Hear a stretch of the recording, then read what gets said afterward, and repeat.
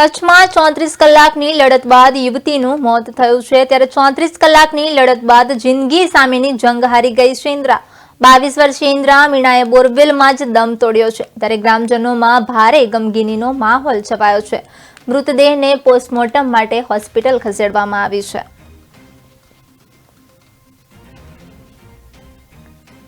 કચ્છમાં 34 કલાકની લડત બાદ યુવતીનું મોત થયું છે ત્યારે 34 કલાકની લડત બાદ જિંદગી સામેની જંગ હારી ગઈ છે 22 વર્ષીય ઇન્દ્રા મીણાએ બોરવેલમાં જ દમ તોડ્યો છે ત્યારે ગ્રામજનોમાં ભારે ગમગીનીનો માહોલ છવાયો છે મૃતદેહને પોસ્ટમોર્ટમ માટે ખસેડવામાં આવી છે